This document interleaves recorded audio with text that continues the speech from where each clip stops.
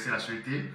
Et donc, il y a eu une réunion, les 13 et 14 mars entre les deux ministres qui ont en charge la Sûreté, Robert Eclos et Paul Kakati, qui lui-même a été un ancien DG de la Sûreté, et les responsables de la compagnie Énergie électrique du Togo sur le redressement et l'optimisation de la gouvernance de la société. Objectif, mettre fin aux dysfonctionnements internes, donc il y a des dysfonctionnements, redresser la situation financière de la société, donc ça veut dire que la société traverse des difficultés financières, et de mobiliser la direction générale et le personnel autour des objectifs et des objectifs visés par le gouvernement, à savoir 100% d'accès pour les populations togolaises d'ici 2030. Est-ce que vous qui êtes en ligne, vous pensez que les Togolais, 100% des Togolais auront accès à l'électricité d'ici 2030? 2030, c'est dans 5 ans, si je me trompe. Et aujourd'hui, le taux de couverture de l'électricité dans notre pays, je ne pense pas que cela fait au moins 60%. Et merci beaucoup Aristide, merci Aristide Lawson. Et donc, ce sont des chiffres comme ça qu'on balance pour travailler sur le mental des naïfs. Quand on sait que dans les quartiers périphériques de Lomé, il n'y a pas d'électricité, il n'y a pas le courant, il n'y a pas l'électricité.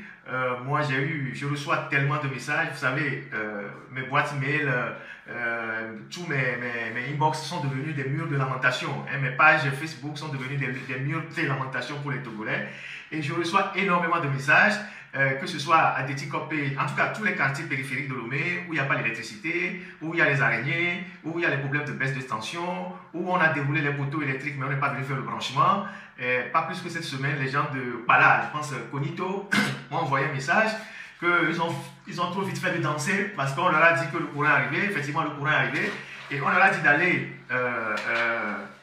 d'aller à la Sûreté d'Agito pour déposer les dossiers et pour faire le branchement. Les gens sont allés payer 100 000 pour les formalités de branchement de l'électricité. Et depuis plus d'un mois, un mois et demi, ceux qui espéraient déménager pour rejoindre leur maison, qui sont dans ces zones de Pala, Cognito, Apesito, tous les quartiers périphériques de Lomé, les gens sont en train de revoir leur plan parce qu'effectivement, ils sont allés payer à la Sûreté d'Agito Gomé.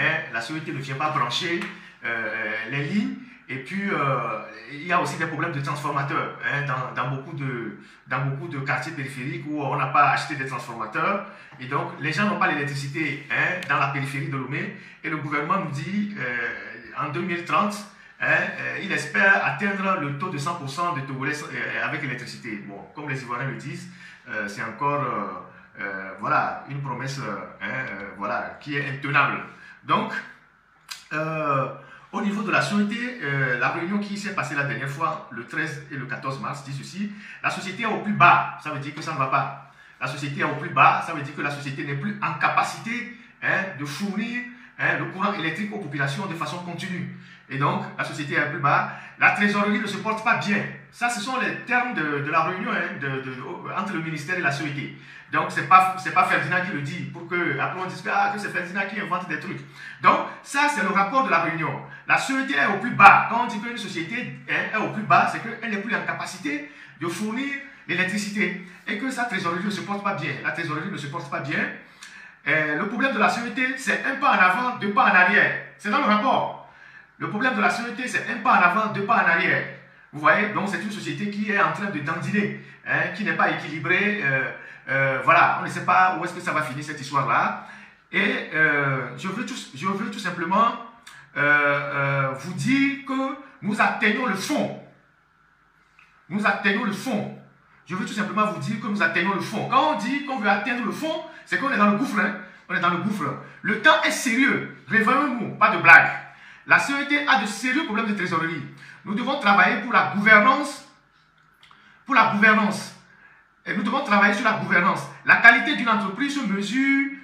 La qualité d'une entreprise se mesure à la qualité de son personnel. Ça ne se mesure pas au bâtiment, ni au matériel, mais à l'engagement et à la motivation et à l'amour du personnel. Et pour cette entreprise, vous tenez dans vos mains une bonne partie de l'avenir du pays. Je vous demande de prendre le chemin de l'humilité et de l'honnêteté. Ce sont les propos au cours de la réunion du 12 et du 13 du ministre des Mines et de l'Énergie, Robert Eclos. J'espère que vous entendez très bien ce que je suis en train de dire. Merci beaucoup. Vous entendez très bien ce que je suis en train de dire. Je vous rappelle que La société, c'est la catastrophe. Voilà ce qu'il dit. Ça, c'est les propos du ministre Robert Eklo, ministre des Mines et de l'Énergie. La société est au plus bas. La trésorerie ne se porte pas bien. Le problème de la société, c'est un pas en avant, deux pas en arrière. Je veux simplement vous dire que nous atteignons le fond. Le temps est sérieux. C'est le ministre qui le dit. Réveillons-nous. Pas de blague. La société a des problèmes de trésorerie. Nous devons travailler sur la gouvernance. La qualité d'une entreprise se mesure à la qualité de son personnel. Ça veut dire que la société n'a pas un bon personnel. Ça ne se mesure pas au bâtiment. Ils n'ont même pas de bons bâtiments, la société là-bas. C'est des vieux bâtiments dans lesquels ils sont ni au matériel. Ils n'ont jamais eu de bon matériel. Mais à l'engagement et à la motivation et à l'amour du personnel pour cette entreprise. Vous tenez dans vos mains une bonne partie de l'avenir du pays. J'espère que vous comprenez bien la gravité des propos. Ça veut dire que demain, tout peut s'écrouler. Donc, vous tenez dans vos mains une bonne partie de l'avenir du pays. Je vous demande de prendre le chemin de l'honnêteté et de l'humilité. Ce sont les propos extrêmement graves qu'a tenu le ministre des Mines et de l'Énergie lors de la réunion du 13 et du 14 mars avec l'ensemble du personnel de la sûreté et la direction. Pour dire que là où nous sommes arrivés, la situation est catastrophique. Ça aussi, c'est le bilan de Foy Gnassingbé. C'est eux-mêmes qui font le bilan. C'est-à-dire, quand tu es un politicien, tu puises dans ce qu'eux-mêmes disent pour les confronter dans la réalité. Foy est au pouvoir depuis 20 ans. Si pendant 20 ans, lui-même, Foy Gnassingbé, qui a été l'un des tout premiers ministres des Mines et de l'Énergie, il a commencé dans le gouvernement comme ministre des Mines et de l'Énergie. Et depuis, il n'a jamais laissé ce secteur. Il a toujours dirigé par des gens de ses propres amis, notamment Damipi. Après, bon, je ne sais pas, il y a eu, ça a été rattaché à la présidence. Et puis ensuite, il y a eu la Benjamin du gouvernement. Tout leur groupe de profiteurs là. Si un ministre vient dire aujourd'hui, après 20 ans de gouvernance de Foy Gnassingbé, et avec autant d'argent qu'on a injecté dans le secteur des mines et de l'énergie, un ministre vient de dire que la situation de la société est capoute, pour parler comme les Allemands. Que la situation est totalement grave. Et que ce n'est pas de la blague, que la situation est grave, que la sécurité est au fond. Ça aussi, c'est à mettre au crédit du bilan de Foy Gnassingbé. Puisque ça fait 20 ans qu'il est au pouvoir. Et c'est lui qui contrôle le secteur des mines et de l'énergie. Depuis longtemps, il a été, il a commencé. Voilà, il y a eu aussi Marc Bidamon. Voilà. Donc, c'est lui qui contrôle le ministère de l'énergie. Et donc, s'il vient nous dire que la société est dans une situation catastrophique, c'est que c'est eux-mêmes qui sont en train de peindre leur bilan. Ce n'est plus à l'opposition de faire un effort pour mettre sur la place publique le bilan de Foy Gnassingbé. C'est son propre ministre qui dit à la réunion que tout est gâté. Tout est gâté. Et que maintenant, il va falloir retrousser les manches. Ça veut dire quoi? Soit on va faire une privatisation, peut-être qu'on est en train de préparer les esprits à une privatisation, soit on va augmenter le prix du kilowattheure, soit on va diminuer le personnel, soit on va couper dans les salaires. Parce qu'effectivement, il y a aussi des gens à la société qui ont tellement de privilèges. Où on doit lutter contre la fraude. Parce qu'il y a au moins 30 à 40% des gens qui sont branchés au Togo, qui sont des fraudeurs. Surtout les gens qui sont dans la zone portuaire et ceux qui sont à la caisse, à la résidence de la caisse. Donc, le bilan de la société là, le bilan des mines et de l'énergie là, ce n'est pas moi, Ferdinand, qui le fait. C'est le ministre des Mines et de l'Énergie qui est en train de le dire. Donc, les Togolais, vous devez vous préparer au pire par rapport à la disponibilité de l'énergie. Déjà qu'on est suffisamment endetté vis-à-vis du Nigeria et du Ghana. On est suffisamment endetté. Je pense que le Nigeria, c'est des millions de dollars qu'on doit au Nigeria par rapport au branchement régional. Au Ghana, avec la VRA, la Volta Region Authority, on leur doit aussi beaucoup d'argent. Et maintenant, on a fait des investissements foireux qui n'ont pas jugulé le problème du délestage.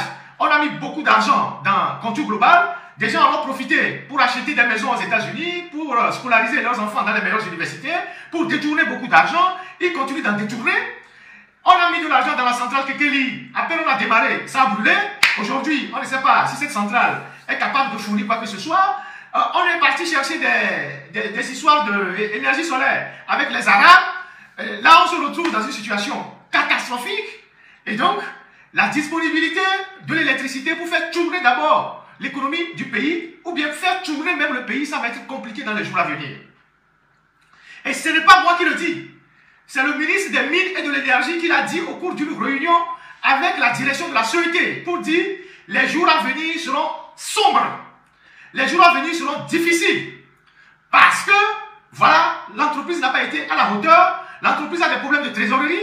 L'entreprise a des problèmes de personnel, de qualité. L'entreprise est gérée de façon opaque. Il y a énormément de problèmes à régler. Donc, ça c'est le bilan. C'est le bilan de Faure Gnassingbé dans un secteur pendant 20 ans. Si vous avez eu le contrôle d'un pays pendant 20 ans, un mandat, 2 mandats, 3 mandats, 4 mandats, vous avez eu à gérer le pays pendant 20 ans. Le seul secteur de mine et de l'énergie que vous-même, vous connaissez très bien parce que vous avez été ministre de mine et de l'énergie. Vous n'avez pas été capable de régler le problème. Parce que, justement, la corruption s'est installée là-bas, les commissions, les profits, et qu'aujourd'hui, la CET est dans la merde. Voilà. Donc, chers compatriotes, vous comprenez pourquoi ceux qui cherchent les propos du ministre Eklo, je vais vous les donner, il n'y a pas de problème. Je vais partager les propos du ministre Eklo avec vous. Je vais même partager le lien de l'article qui a rapporté le truc à Isidore et... on peut le partager sur TikTok, non? Ok, on va partager le lien pour que vous lisez vous-même les propos. Il ne faut pas dire que c'est Ferdinand qui a inventé. Donc, Isidore, tu as le lien, tu peux le mettre sur Facebook. Et le modérateur de TikTok aussi va mettre le lien de l'article qui rapporte les propos du ministre dans les trucs. Et vous allez lire vous-même pour vous faire vos propres idées. Et comme je le dis, c'est le bilan de force. Et c'est eux-mêmes, malheureusement, c'est eux-mêmes qui décrivent leur bilan. C'est pas nous. Si nous on le dit, on dit que vous êtes trop dur, vous n'aimez pas le régime. Mais c'est eux-mêmes qui disent, pendant 20 ans, on n'a rien foutu à la CET. La CET est devenue un gouffre financier. Donc, chers compatriotes, vous qui n'avez pas encore l'électricité, ce n'est pas demain la veille. Je ne veux pas être optimiste, je ne veux pas être pessimiste.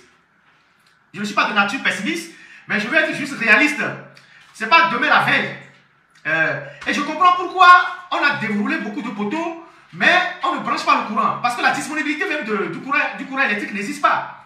Si le Togo a besoin de 1000 MW ou bien 800 MW et que la CET n'est capable que d'avoir 350 MW, la CET, naturellement, ne va pas brancher le courant dans tous les quartiers pour se retrouver dans une situation difficile. Parce que si elle branche le courant à tous les clients qui en font la demande, elle ne serait pas capable de mettre à disposition de façon permanente l'électricité. Donc je comprends pourquoi on laisse les poteaux dans les quartiers et qu'on ne vient pas brancher. Parce qu'en fait, il n'y a pas de disponibilité de mégawatts. Donc, il faut prendre votre courage à deux mains, comme on le dit dans le faux français.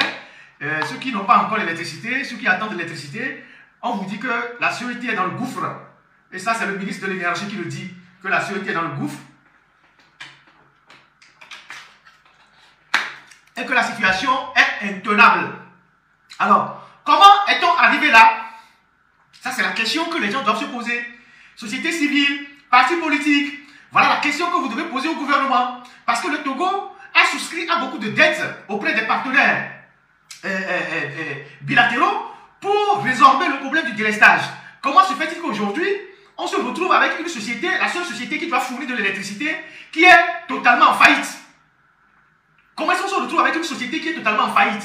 Maintenant que eux-mêmes ils ont tenu leurs propres propos et que les journalistes ont rapporté les propos qu'ils ont tenus, il revient maintenant aux organisations de la société civile, aux partis politiques, de demander des comptes au gouvernement. Parce que le délestage va impacter l'ensemble de la population, va impacter tout le monde. Donc il faut leur poser la question, pourquoi on peut être encore à ce niveau aujourd'hui, alors qu'on a pris des dettes, on a endetté le pays pour régler le problème de l'énergie. Alors qu'on a pris beaucoup de dettes pour régler le problème de l'énergie. Donc, il revient aux acteurs politiques de demander des comptes de la gestion qui a été faite de tous les prêts que le gouvernement a consentis pour régler le problème de l'énergie. Que sont devenus ces prêts qui ont alourdi la dette nationale? Qui ont alourdi la dette? Est-ce que ces prêts ont fini dans les poches de quelques individus, de certains barons, de leurs femmes, de leurs enfants? Est-ce que ces crédits ont fini, ont permis à certains? Voilà, il y a le lien qui est sur Facebook avec le nom Agbemeho Kokou. Vous allez voir le lien de la CET. Voilà, c'est le journal La Tribune. Vous allez lire les propos du ministre dans ce lien-là. Vous allez trouver les propos du ministre là-bas. C'est des propos d'une extrême gravité. Et ces propos traduisent le bilan du régime en matière de gestion de l'énergie. On n'a pas besoin d'aller fouiller de midi à 14 h pour connaître leur bilan. Eux-mêmes le font si bien. Ça transparaît dans leur prise de parole. Donc, tous les milliards qu'on est allé chercher sur le marché international, qu'on est allé consentir des crédits auprès des banques pour régler le problème de l'énergie, ces fonds ont fini dans les poches de qui? Pour qu'aujourd'hui, on en arrive à une société qui est grabataire et que le ministre vient dire ça va être difficile dans les jours à venir. Donc voilà ce que j'ai voulu partager avec vous sur le cas de la CET. Donc les gars, vous allez attendre encore un peu longtemps pour avoir le courant. Ceux qui sont dans les quartiers périphériques, ceux qui sont dans les villes secondaires, ceux qui ont déjà le courant, vous allez aussi souffrir un peu parce que il n'y a pas suffisamment de transformateurs, de compteurs pour faire les branchements. Et ensuite, il y a ceux qui souffrent aussi de la baisse de tension dans le quartier où il y a déjà le courant, mais le courant vient de façon alternative pour appeler le nom de mon journal. Et donc le courant vient de façon instable. Donc vous allez vraiment en souffrir. Voilà. Et normalement, si on devait prendre les taureaux par les cornes, on doit lutter contre tous les fraudeurs. Vous savez, une grande partie des barons qui sont dans les cités comme la Caisse, dans les cités comme la cité de Liumoa, non, la cité Oyua, tout ça, les gens là, il y a beaucoup qui ont fraudé les compteurs de la CET. Il y a beaucoup qui ont fraudé les compteurs de la CET. Les gens qui sont au port, au tournant de Lomé, les sociétés des zones franches, il y en a beaucoup qui ont fraudé la CET. Il y a un ancien directeur adjoint de la CET qui a même dit que l'un des plus grands problèmes de la CET, c'est la fraude au compteur. Et la fraude au compteur est faite par les grandes personnalités. C'est-à-dire, ce n'est pas le citoyen lambda qui fait la fraude au compteur. Ce sont ceux qui profitent déjà de la République qui font les fraudes au compteur. Plus les quelques soi-disant opérateurs économiques qui sont dans la zone portuaire et qui s'associent avec les agents de la CET et qui font des branchements qui leur permettent de frauder les compteurs. Quelqu'un qui doit payer par exemple 300 millions par mois à la CET, parfois il paye à peine 20 millions.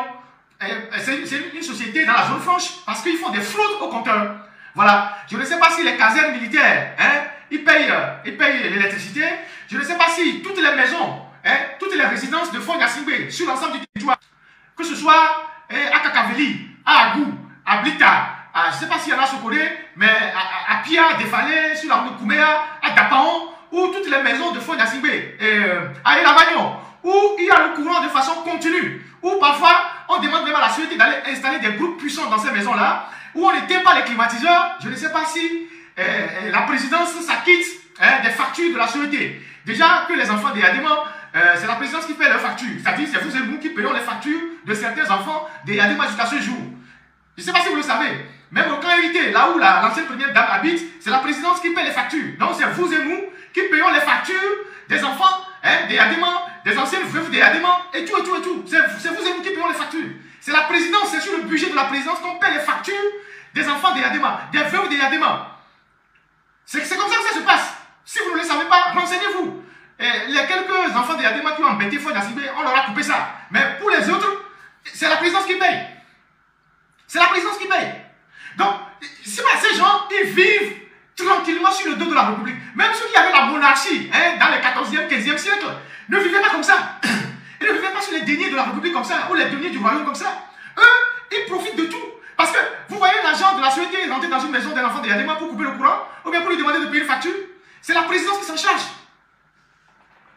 Donc, il y a un débat de fond. Il ne s'agit pas seulement pour les deux ministres là d'aller dire aux personnels de la CET, la société est dans le gouffre, la société est malade. Il faut diagnostiquer le mal. Le mal, c'est quoi? C'est voilà, c'est la fraude, c'est la corruption, c'est des factures non payées par les autorités elles-mêmes. Donc, des gens qui vivent sur le dos de la République. Est-ce que les ministères paient les factures? Est-ce que les OTR, tout ça, est-ce que les gens paient les factures? Les casernes, est-ce qu'ils paient les factures? C'est ça? Est-ce que ces gens-là paient les factures? Et quel agent de la CET va aller couper le courant au camp hérité ou au camp d'asile de commerce ne paie pas la facture? On va lui dire que c'est pour une question de sécurité nationale. On va l'arrêter, on va le jeter en prison. Est-ce que les palais de justice paient les factures? Est-ce que la primature paie les factures? Voilà. Mais est-ce qu'il n'y a pas de budget pour payer ça? Il y a des budgets, mais qui détournent les fonds? C'est des questions fondamentales qu'il faut se poser. Il y a des budgets qui sont votés chaque année. Il y a des lignes dans chaque ministère pour payer les factures. Est-ce que les préfectures paient les factures? C'est ça, la réalité. Est-ce que l'université paie les factures? Et est-ce qu'ils les payent régulièrement? Parce que vous, le citoyen lambda, si vous ne payez pas la facture, 1 mois, 2 mois, on vient couper le courant chez vous. Les autres, est-ce qu'ils payent les factures régulièrement? Pour ceux qui ne le savent pas, je vous informe que, je ne sais pas, au camp hérité là-bas, la résidence dans laquelle se trouve Badanyaki, la facture est payée par la présidence. Certains enfants de Yadema, en tout cas ceux qui n'ont pas embêté Faure Gnassingbé depuis 20 ans, c'est la présidence qui paie les factures. Toutes les résidences de Faure Gnassingbé qui sont partout sur le terrain du territoire, dans lesquelles on n'éteint jamais les climatiseurs. Vous savez qu'il y a des meubles dans ces résidences-là qui n'aiment pas la chaleur. Donc on a acheté des meubles qui ne résistent pas à la chaleur. Donc les climatiseurs sont alignés 24 heures sur 24. Les climatiseurs travaillent 24 heures sur 24. Qui paye les factures? Nada. Nada. Les mots bas sont fâchés.